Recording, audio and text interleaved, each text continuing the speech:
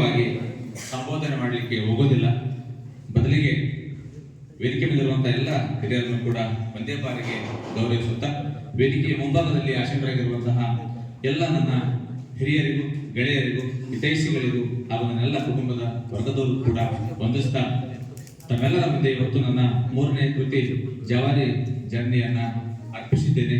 ಅದನ್ನ ತಾವೆಲ್ಲರೂ ಒಪ್ಪಿಕೊಳ್ಬೇಕು, ಮೆಚ್ಚಿಕೊಳ್ಬೇಕು ಅನ್ನುವಂಥ ಇರಾದೆ ಇಲ್ಲದರೂ ಕೂಡ ಅದನ್ನ ಕೊಂಡು ಹೋದರೆ ಅದರಲ್ಲಿರುವಂತಹ ಎಲ್ಲ ಒಂದು ಒಳಿತು ಕೆಡುಕುಗಳನ್ನ ನನಗೆ ತಿಳಿ ಹೇಳ್ತೀನಿ ಅನ್ನುವಂಥ ಒಂದು ಆಶಾಭಾವನೆಯೊಂದಿಗೆ ನನ್ನ ಮಾತನ್ನ ಪ್ರಾರಂಭಿಸ್ತಾ, ಬಂಧುಗಳೇ, ಈ ಒಂದು ಪುಸ್ತಕದ ಒಂದು ಮುಂಚೆನೆ ನಾನು ಆಕ್ಷೇಪಿಸಿದ್ದೀನಿ. ದಾರಾ ಬೇಂದ್ರೆಯವರ ಬದುಕೆ ಅನುಭವಗಳ ಸಂತಿ ಅನುಭವಿಸಕ್ಕೆ ಯಾಕೆ ಚಿಂತಿ ಅಂತ.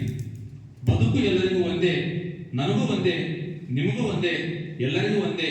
ನಾವ್ಯಾರು ನೋಡಿ ಬಂದಿಲ್ಲ ನಮಗೆ ಎರಡೆರಡು ಬದುಕು ಅಂತ. ಇದ್ದದ್ದು ಒಂದು ಬದುಕಿನಲ್ಲಿ ಎಷ್ಟು ಆನಂದವಾಗಿ, ಎಷ್ಟು ಖುಷಿಯಿಂದ, ಎಷ್ಟು ಅರ್ಥಪೂರ್ಣವಾಗಿ ನಾವು ಈ ಬದುಕನ್ನ ಸಾಗಿಸ್ತೀವಿ ಅನ್ನೋದರ ಮೇಲೆ ನಮ್ಮ ಸಾಧನೆ ಅನ್ನುವಂಥದ್ದು ನಿರ್ಧಾರ ಆಗ್ತದೆ ಅನ್ನುವಂಥದ್ದನ್ನು ನನ್ನ ಹಿರಿಯರಿಂದ ನಾನು ಕೇಳಿ ಪಡ್ಕೊಂಡಿರುವಂಥದ್ದು, ತಿಳ್ಕೊಂಡಿರುವಂಥದ್ದು. ಯಾಕಂದ್ರೆ ಈ ಬದುಕು ಸವಿಸೋದಲ್ಲ, ಸವಿಯುವುದು ಒಂದು. ಬದುಕನ್ನು ನಾವು ಸವಿಬೇಕು, ಸವಿಸೋದಲ್ಲ. ಬದುಕು ಹೆಂಗೂ ಸವಿದು ಹೋಗ್ತದೆ. ಒಂದು ಕಡೆ ಪೂರ್ಣಚಂದ್ರ ತೇಜಸ್ವಿ ಅವರು ಹೇಳ್ತಾರೆ, ಕೆಲವು ಜನರಿಗೆ ಟೈಮ್ ಪಾಸ್ ಮಾಡೋದೇ ಬಹಳ ಕಷ್ಟ. ಬದುಕನ್ನು ಹೆಂಗ ಮಾಡಿ ಸಮಯ ಕಳಿಬೇಕು ಅನ್ನೋದೇ ಒಂದು ಚಿಂತೆ. ಆದ್ರೆ ನನಗ ಸಮಯ ಕಳೆದು ಹೋಗ್ತದಲ್ಲ ಅನ್ನೋದೇ ಒಂದು ಚಿಂತೆ ಅಂತ ನಮ್ಮ KP ಪೂರ್ಣಚಂದ್ರ ತೇಜಸ್ವಿ ಅವರು ಹೇಳ್ತಾರೆ. ಅದಕ್ಕೆ ಪ್ರತಿಯೊಂದು ನಮ್ಮ ಬದುಕಿನಲ್ಲಿ ಆಗುವಂತ ಎಲ್ಲ ಘಟನೆಗಳು ಕೂಡ ಸುವರ್ಣ ಘಟನೆಗಳೇ. ನಮ್ಮ ಬದುಕಿನ ನಮ್ಮ ಸುತ್ತಮುತ್ತ ಪರಿಸರದಲ್ಲಿ ಆಗುವಂತಹ ಎಲ್ಲ ಒಂದು ನಮ್ಮ ಘಟನೆಗಳನ್ನು ನಾವು ಬಹಳ ಸೂಕ್ಷ್ಮವಾಗಿ ನೋಡುವಂತಹ ಒಂದು ಹವ್ಯಾಸ ನನಗೆ ಮೊದಲಿನಿಂದಲೂ ಬಂದಿರುವಂತದ್ದು. ಯಾಕಂದ್ರೆ ನಾನು ಸಮಾಜಶಾಸ್ತ್ರದ ವಿದ್ಯಾರ್ಥಿಯಾಗಿ ನನ್ನ ಸಮಾಜಶಾಸ್ತ್ರದ ಗುರುಗಳಾಗಿರುವಂತಹ ಡಾಕ್ಟರ್ ರಾಘವೇಂದ್ರ ಗುಡುಗಂಟಿ ಅವರ ಒಂದು ಶಿಷ್ಯನಾಗಿ ಸಮಾಜವನ್ನು ಯಾವ ರೀತಿ ನಾವು ವೈಜ್ಞಾನಿಕವಾಗಿ, ವೈಚಾರಿಕವಾಗಿ ಅರ್ಥೈಸಿಕೊಳ್ಬೇಕು ಅನ್ನುವಂತಹ ನಿಟ್ಟಿನಲ್ಲಿ ಕಲಿತಿರುವಂತಹ ನಾನು ದೇವಸ್ಥಾನಕ್ಕೆ ಹೋದಾಗ ದೇವರ ಮೂರ್ತಿಯ ಮೇಲೆ ಮಾಡುವಂತಹ ಕನಕಾಭಿಷೇಕ, ದೇವರ ಮೂರ್ತಿಯ ಮೇಲೆ ಮಾಡುವಂತಹ ಪಂಚಾಮೃತ ಅಭಿಷೇಕವನ್ನ ನೋಡ್ತಾ ನಿಂತಾಗ ಎಲ್ಲರ ಕಣ್ಣುಗಳು ಒದ್ದೆಯಾಗಿದ್ದವು ಆನಂದ ಬಾಷ್ಪದಿಂದ. ಆದ್ರೆ ನನ್ನ ಕಣ್ಣುಗಳು ಒದ್ದೆಯಾಗಿದ್ದವು ಆ ದೇವಸ್ಥಾನದ ಮುಂದೆ ಅರಕು ಬಟ್ಟೆಯನ್ನು ಹಾಕಿಕೊಂಡು ಭಿಕ್ಷೆ ಬೇಡುವಂತ ಒಬ್ಬ ತಾಯಿಯ ಪರಿಸ್ಥಿತಿಯನ್ನು ನೋಡಿ ನನ್ನ ಕಣ್ಣುಗಳು ಒದ್ದೆಯಾಗಿದ್ದವು. ನಾನು ಸಂಭ್ರಮಿಸಿದ್ದೀನಿ ಸೂತಕದ ಮನೆಯಲ್ಲಿ. ಎಲ್ಲರೂ ಹೆಣದ ಮುಂದೆ ಕೂತು ಅಳ್ತಾ ಇದ್ರು.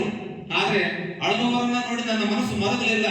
ಬದಲಿಗೆ ಆ ಹೆಣದ ಮುಂದೆ ಎಗರೆಗರೆ ಜಿಗದಾಡಿ ಕುರುಪಿನಿಂದ ಹಲಿಗೆ ಬಿಡ್ತಾ ಇರುವಂತಹ ಒಬ್ಬ ದಲಿತರ, ಆತನಲ್ಲಿರುವಂತಹ ಸಂಭ್ರಮ, ಕುಣಿತೋಡುವಂತಹ ಒಬ್ಬ ದಲಿತನ ಮುಖದಲ್ಲಿರುವಂತಹ ಮಂದಹಾಸವನ್ನು ನೋಡಿ ನನ್ನ ಮುಖ ಸಂಭ್ರಮಿಸಿತ್ತು.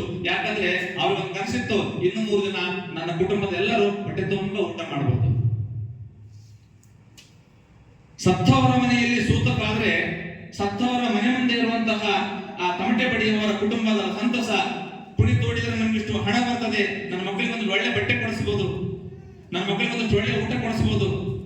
ಇದನ್ನ ನಮ್ಮ ವೀರಭದ್ರಪ್ಪ ಸರ್ ಅವರ ದೇವರ ಹೆಣ ಒಂದು ಕಥೆಯಲ್ಲಿ, ಗೌಡ್ರೆ ಜೀವಂತ ಇದ್ದಾಗ ಆ ಎತ್ತು ನಿಮ್ಮದು, ಸತ್ತ ಮೇಲೆ ನನ್ನ ಆಸ್ತಿ, ನನ್ ಕೊಟ್ಬಿಡ್ರಿ, ನಾವೊಂದು ನನ್ನ ಮಕ್ಕಳು ಹಸ್ಕೊಂಡಿದಾವ, ನನ್ನ ಮಗ ಟೊಣ್ಣಿ, ನನ್ನ ಮಗ ಬೇದ, ನನ್ನ ಮಗಳು ಧೂಮ, ಎಲ್ಲರೂ ಹಸ್ಕೊಂಡಿದಾರ, ನನಗೆ ಒಂದು ವಾರ ಊಟಕ್ಕೆ ಆಗ್ತದೆ, ಗೌಡ್ರೆ ಆ ಎತ್ತು ನಮ್ಗೆ ಕೊಡ್ರಿ ಅಂತ. ಹಸಿವಿದೆಯಲ್ಲ, ಆ ಹಸಿವು ಆ ಯಾರಾದ್ರೂ ಸತ್ತಾಗ, ಸತ್ರು ಅಂದಾಗ ಸತ್ತವರ ಮನೆಯಲ್ಲಿ ಸೂತಕಾದ್ರೆ ತಮಟೆ ಬಡಿಯವರ ಮನೆಯಲ್ಲಿ ಸಂಭ್ರಮ. ಆ ಎಲ್ಲ ಸಂಭ್ರಮವನ್ನು ನೋಡಿದ್ದೀನಿ. ಯಾಕೋ ಗೊತ್ತಿಲ್ಲ, ಸಮಾಜವನ್ನ ಎಲ್ಲರೂ ನೋಡುವಂತ ದೃಷ್ಟಿಕೋನ, ನಾನ್ ನೋಡುವಂತ ದೃಷ್ಟಿಕೋನ ಬೇರೆನೇ ಇದೆ. ಎಲ್ಲರೂ ಬೈತಾರೆ, ನೀನು ಬಹಳ ಅಡ್ನಾಡಿದ ಮನುಷ್ಯ. ಗೆಳೆಯರೆಲ್ಲ ಬೈತಾರೆ, ಎಲ್ಲರೂ ಒಂಥರ ವಿಚಾರ ಮಾಡಿದೆ, ನೀನೊಂಥರ ವಿಚಾರ ಮಾಡ್ತಿದೆ, ಬಹಳ ಅಡ್ನಾಡಿದ್ಲೆ ನೀನಂತ ಬೈತಿರ್ತಾರ.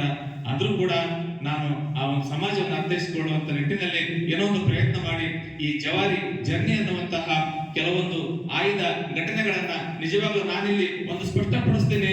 ಇದು ನನ್ನ ಅನುಭವ ಕಥನ ಅಷ್ಟೇ, ಇದು ನನ್ನ ಆತ್ಮಕಥನ ಅಲ್ಲ, ನನ್ನ ಆತ್ಮಕಥನ ಅಲ್ಲವೇ ಅಲ್ಲ. ನಮ್ಮ ನಂದಪುರ ಸರ್ ಅವರು ಹೇಳಿದಂತೆ ಇದು ನಿಮ್ಮೆಲ್ಲರ ಜರ್ನಿ. ಅದನ್ನ ಓದ್ತಾ ಹೋದ್ರೆ ನೀವು ಕೂಡ ಅದಕ್ಕ ಅಡಾಪ್ಟ್ ಆಗ್ತೀರಿ.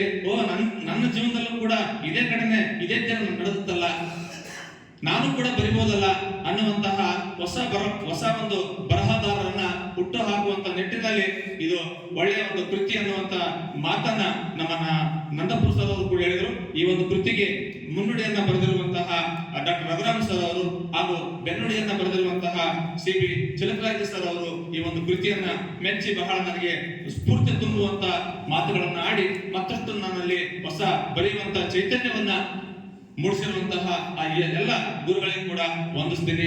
ಮತ್ತೆ ಅದೇ ರೀತಿಯಾಗಿ ಈ ಒಂದು ಕೃತಿಯನ್ನ ಬರಲಿಕ್ಕೆ ಪ್ರೇರಣೆದಾಯಕವಾಗಿರುವಂತಹ ನನ್ನ ಹೆತ್ತಂತ ತಂದೆ ತಾಯಿಯಂದಿರಿಗೂ ಈ ಒಂದು ಕೃತಿಯನ್ನ ನಾನು ಅರ್ಪಿಸ್ತಾ ಇದ್ದೇನೆ.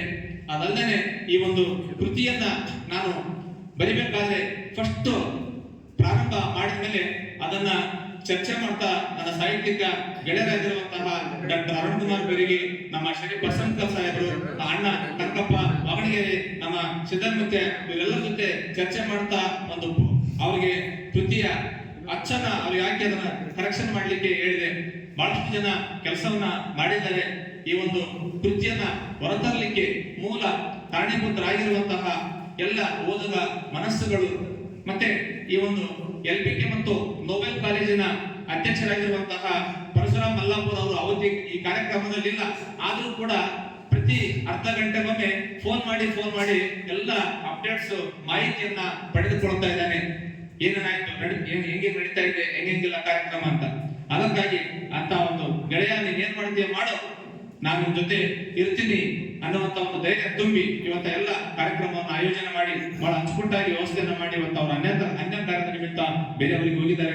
ಮತ್ತೆ ಅದಲ್ಲದೆ ಆ ಈ ಒಂದು ಕಾರ್ಯಕ್ರಮದ ಈ ಒಂದು ಕಾಲೇಜಿನ ಕಾರ್ಯದರ್ಶಿಗಳಾಗಿರುವಂತಹ ನಮ್ಮ ಅರುಣ್ ಕುಮಾರ್ ಅವರು, ಉಪಾಧ್ಯಕ್ಷರಾಗಿರುವಂತಹ ಶಂಕರಪ್ಪ ಪತ್ತಾರ್ ಅವರು, ಖಜಾಂಚಿಗಳಾಗಿರುವಂತಹ ನಮ್ಮ ಜಯಪ್ಪ ಗೊರಬಾಳ ಸರ್ ಅವರು ಎಲ್ಲರೂ ಕೂಡ ನಮ್ಮ ಎಡಬಲದಲ್ಲಿ ನಿಂತು 2-3 ದಿನಗಳ ಕಾಲ ಈ ಕಾರ್ಯಕ್ರಮವನ್ನು ಆಯೋಜಿಸಲಿಕ್ಕೆ ಶ್ರಮಿಸಿದ್ದಾರೆ. ಅವರು ಕೂಡ ನಾನು ಧನ್ಯವಾದಗಳನ್ನು ಅರ್ಪಿಸಲೇಬೇಕಾಗ್ತದೆ.